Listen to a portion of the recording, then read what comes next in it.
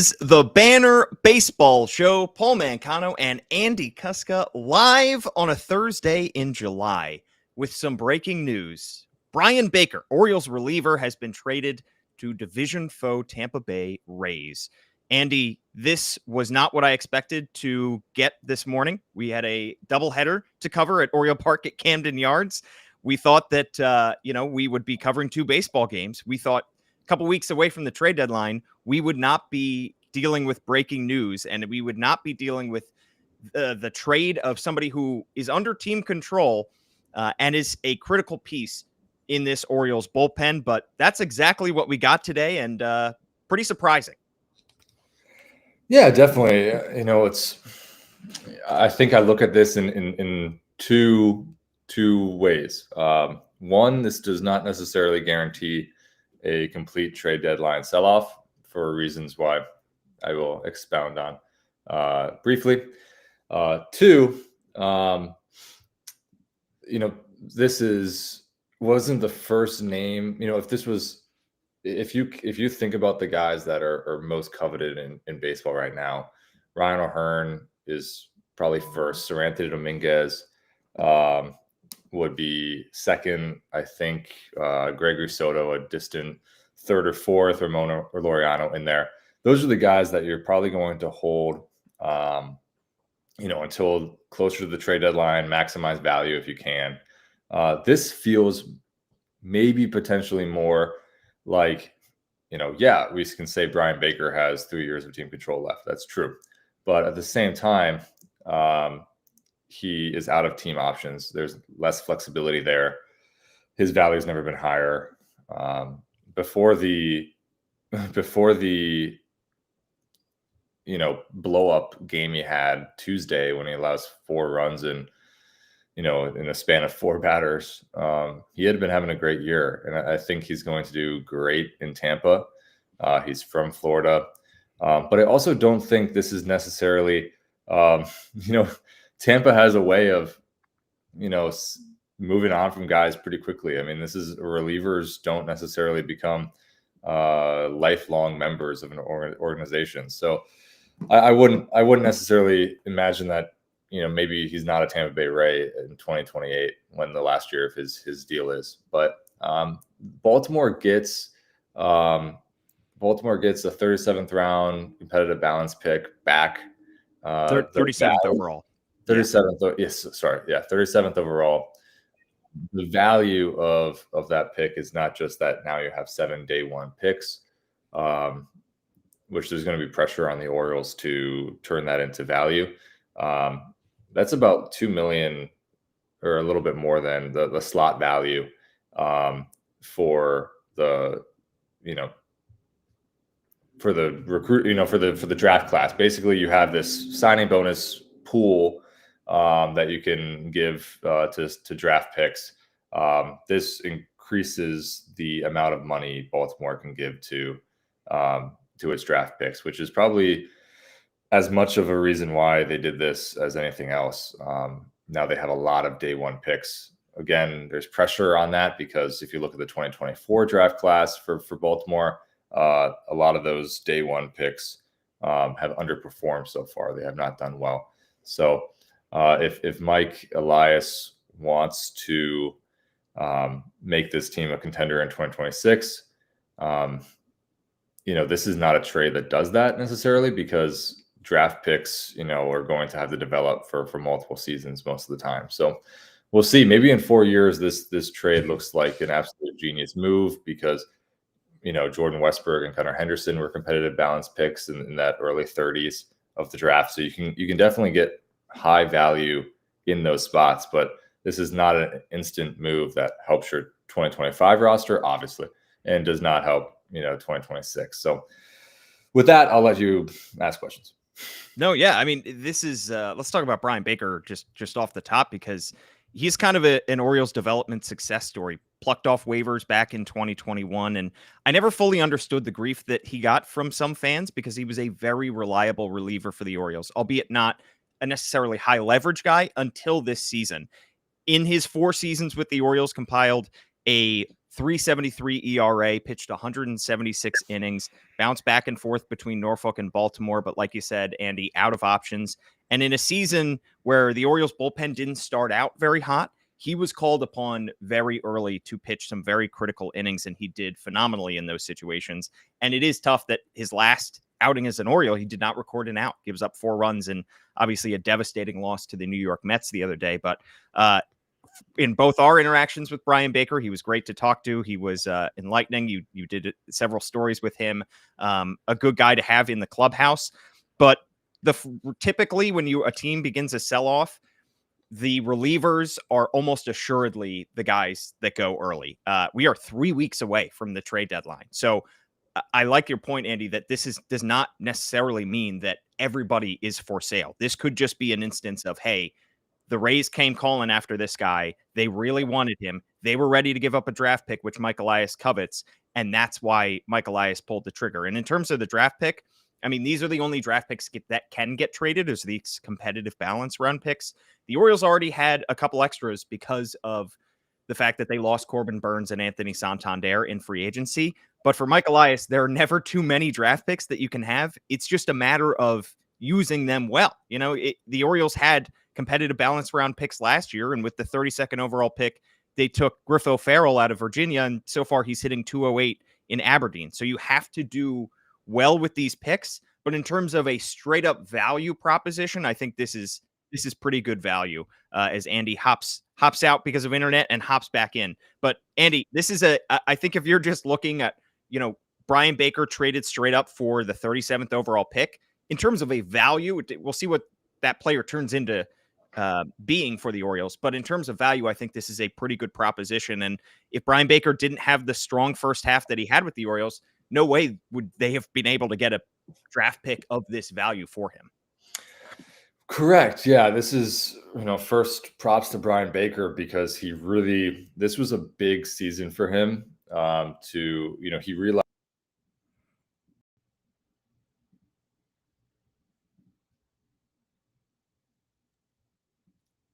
Andy hops out and hops back in. I don't know internet issues keep but deviling us, but yeah, go ahead. Yeah. So there was no guarantee that, Bryan Baker was going to make the roster entering spring training.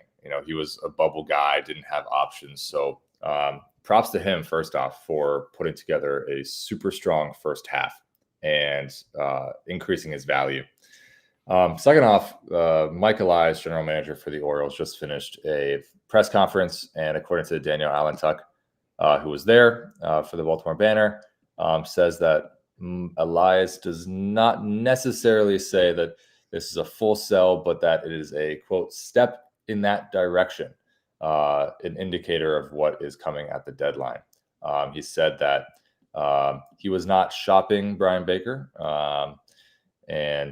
but the Tampa Bay Rays were aggressive in searching for him. So that is from Daniel Allentuck of the Banner, who was at that press conference with Mike Elias just now. So that's kind of lines up a little bit with what we thought of, like, hey, this doesn't necessarily mean they're going to trade everybody. It's really just a trade of opportunity. It helps the signing ability for some of these draft picks, adding $2 million to it, and you get another day one pick. Yeah, in terms of a value proposition, it is a good one. If this is the start of a long-term sell-off for the Orioles, as Mike Elias kind of hinted at, there are a lot of pieces that are not under team control past 2025 that will certainly be enticing for other teams. You obviously have Cedric Mullins, you have Ryan O'Hearn, a couple guys in the bullpen in Gregory Soto and Sir Anthony Dominguez that I'm sure the Orioles would like to extract value from another team in order to get. If they are signaling to other teams here on July 10th, 3 weeks out of the deadline, that, hey, this season is over for us. We are 10 games under 500. We are ready to sell, and anybody that you'd like to come get, you can get. Perhaps you could get a little bit more value from teams because they get an added 3 weeks if you start dealing these guys now. But also, deadlines increase pressure. And so we saw it on the other side for the Orioles last year. They make a move for Trevor Rogers right at the deadline that perhaps Mike Elias is haunted by now, although Trevor Rogers has been good in a handful of starts with the Orioles this year, but they give up Connor Norby and Kyle Stowers.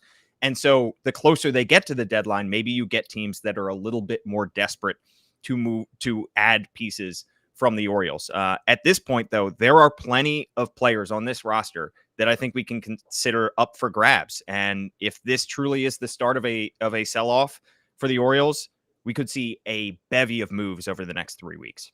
Correct. At the same time, thinking about the Tuesday night game, it was funny just the swing in that, because if they win that game, they're 8 games behind, 8 games under 500.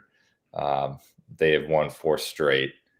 Just a very different vibe if they win that game. Instead, there's a collapse, and it's kind of ironic, I suppose, that it's Bryan Baker who led the collapse, and now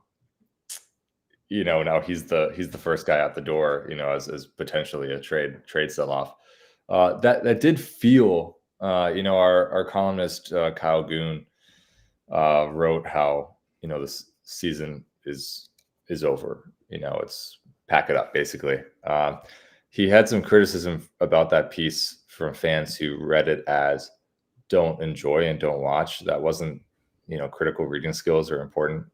So shout out fans for not understanding. This was it was an acknowledgement of where the Orioles are this year and that they probably should sell at the deadline. Not that you can't go to the ballpark and have a damn good time. 2 very different things. I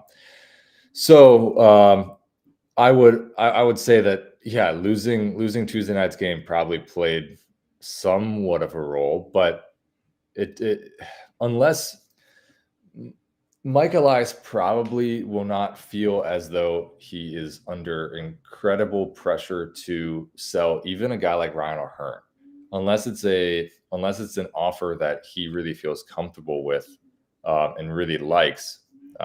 He's probably not going to move these guys, or at least hold on to them as long as possible. Up to the trade deadline, where deals tend to get a little bit more inflated because of the deadline pressure. We'll see how it develops. He said just now that he would like this team to keep their foot on the gas, and that's all well and good. However, the accelerator hasn't gone down very far most of this season, and this team seems to be sputtering more than flaring forward. So probably a sign of things to come, but it does not necessarily mean that Mullins, Dominguez, O'Hearn are guys out the door. Although I would always say, as you said, relievers tend to be the first. I would imagine Sir Anthony Dominguez is a very strong candidate to be moved at some point. I was talking to a National League scout yesterday about the trade deadline outlook and things like that, and he thought Dominguez was the most likely player to be traded. That was before the Bryan Baker trade, but he thought that just because of the impending free agent, the fact he's a reliever, almost every single team that is in playoff contention will probably call about Sir Anthony Dominguez. So we'll see how it plays out. But Mike Elias has a chance here to try to extract as much value as he can. I think this will define his legacy as general manager in a lot of ways, because if next season does not go well, he probably are not going to have a super long leash to continue as general manager, if you understand the meaning. So you have to get this right. And Mike acknowledged in the press conference, according to multiple folks who were there, says that he envisions that 2026 will be another year aimed at a postseason, aimed at hopeful World Series. So this is not a tear down. This is not okay, let's start over. But definitely we're going to see some guys leave this month. Yeah, this is a big week for Mike Elias in general. He's got the draft coming up on Sunday for first handful of picks. Now he has, 7 picks on the first day of the MLB draft, 19, 30, 31. He adds 37 as well to this mix. It's a big week for Mike Elias and a guy who has made his bones in the draft. I mean, he really has made his reputation as an excellent drafter. And the last handful of drafts have not produced the same type of results. It's still too early to make any kind of judgments on first round picks Enrique Bradfield Jr. and Vance Honeycutt, but they certainly taken in the second half of the first round of the draft, lower expectations, and they just have not delivered the same type of results that franchise altering players like Adley Rutschman and Jackson Holliday and Colton Cowser have made. So I this will argue. I will argue that when you have the top overall pick, that you can kind of close your eyes and throw at the dartboard, and you're probably going to be okay. I think the better value is finding Jordan Westburg and Gunnar Henderson in the True. 30s. Yeah. And honestly, having the extra money, I'm glad you mentioned the draft pool slot value of the 37th pick. That just adds to the overall pool that the Orioles have to sign these guys, because if you can shave off some money with one pick, you can then use that money, reallocate it to another one. So Mike Elias is going back to what has brought him success in order to try to get the Orioles out of this hole.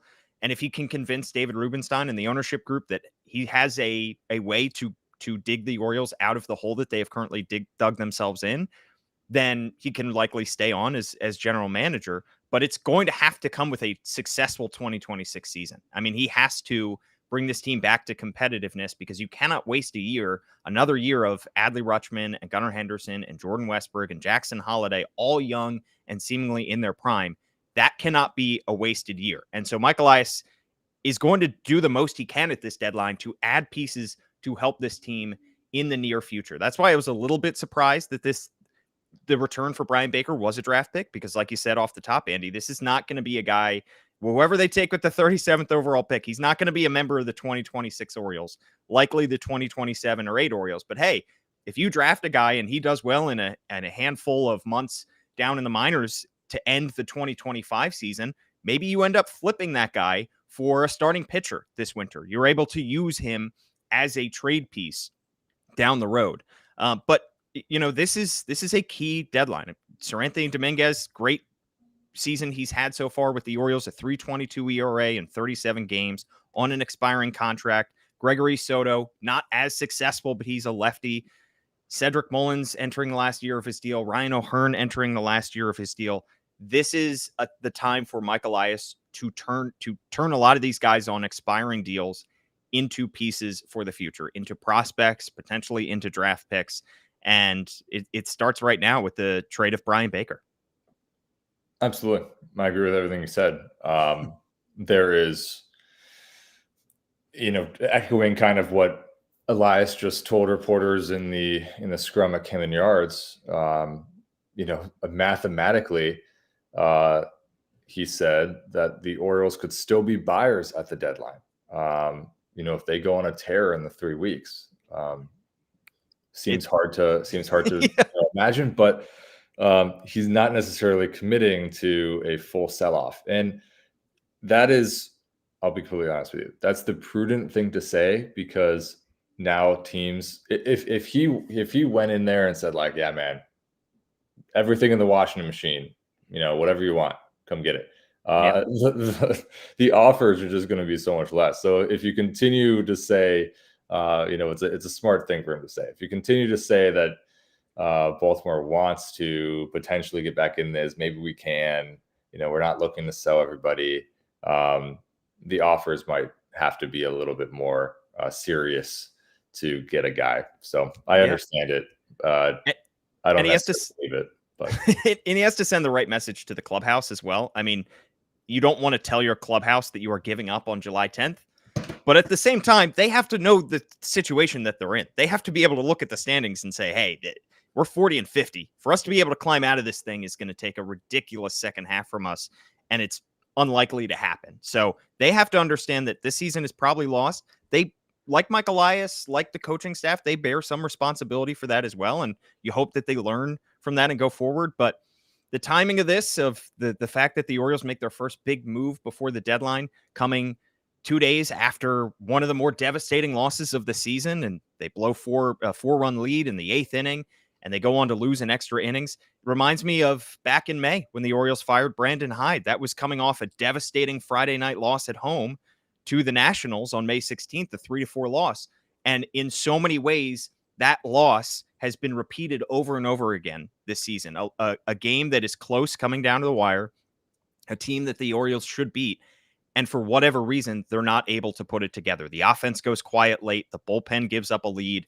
And we've just seen that repeated so many times. And so for anybody that is still holding out hope that the Orioles can make a second half surge and get themselves back into this thing, the talent is certainly there. But if they keep losing games like the ones that they lost, the one they lost back in May and the one that they lost to the Mets 2 days ago, they're not going to be able to climb out of this hole. And they have yet to do so. The second chunk of the season has been better than the first, but it hasn't been the kind of season that they've needed, the kind of month that they've needed to get themselves back into this. So I think it's prudent of Mike Elias to understand that, hey, this season is not going to go anywhere, and we need to start retooling for 2026, because I'm not going to say his job is on the line next season, but certainly he will feel some pressure to bring another competitive team back to Baltimore in 2026.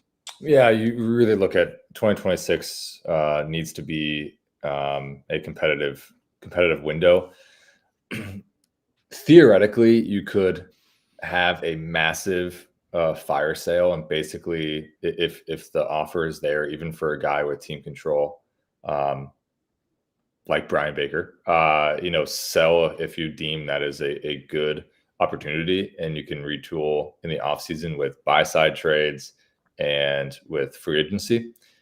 So no matter what they do, if Baltimore decides that, O'Hearn, Mullins, Dominguez, Soto, Charlie Morton, Sugano, if they decide that, they're going to clean house and extract as much value as they can, doesn't necessarily diminish their view on what 2026 becomes. But that is, this, as we said, I mean, this is a massive, 3-week period for Mike Elias, as it's probably the biggest decision. These are some of the biggest decisions yet as GM. I know he started his reign as general manager with the first overall pick, and that was, obviously important. But it's a first overall pick. You could have picked Adley Rutschman, Bobby Witt Jr., and maybe right now you would say, maybe Bobby Witt Jr., but it was hard to go wrong in that situation. This is his trade. His trades will be put to the test. His draft will be put to the test, because you have to rebuild the pipeline at the same time. That's always important. And we'll see how it goes, but it's an incredibly important 3 weeks for him. It absolutely is. And I've used this example before on previous podcasts, but maybe Mike Elias is looking at what the Chicago Cubs did at last year's deadline, where they trade off a couple guys that didn't have too much years of team control. They get back some young big leaguers. They get back somebody like Isaac Paredes, a nice young infield prospect or infielder at that point. And then they deal him in the offseason in order to get superstar Kyle Tucker. So that's something that the Orioles could do, whether this 37th overall pick turns into a tradable asset, or whether they get some more young big leaguers, AAA players who they then flip this offseason in order to get some high-level talent. That's a possibility, but this is a critical moment for Mike Elias, and he has to do well over the next handful of weeks. Andy, I'll let you go. We got a game to cover in 35 minutes and then another game in 5 hours, so long day. Going to be a long 3 weeks. You're headed to the All-Star game in what, 72 hours? So we got a lot to cover here over the next coming weeks, and everybody can find your good coverage on the BaltimoreBanner.com, or they can subscribe $1 for 6 months. At AF Kostka, he is on Twitter, on Blue Sky. I think it's the same handle, right, Andy? It is. And he's got great coverage along with Danielle Allentuck, John Mioli, and Kyle Goon. Can't wait for plenty more of these breaking news podcasts with you, Andy. Thanks so much for hopping on. Yeah, of course, man. And subscribe to the Banner Baseball Show anywhere that you get your podcasts. Write us a 5-star review, and I will read it out here on the show. I'll be back with John Mioli at some point next week, perhaps Monday, to recap the Orioles draft. Thanks so much for tuning in. For Andy Kostka, I'm Paul Mancano. We'll catch you next time.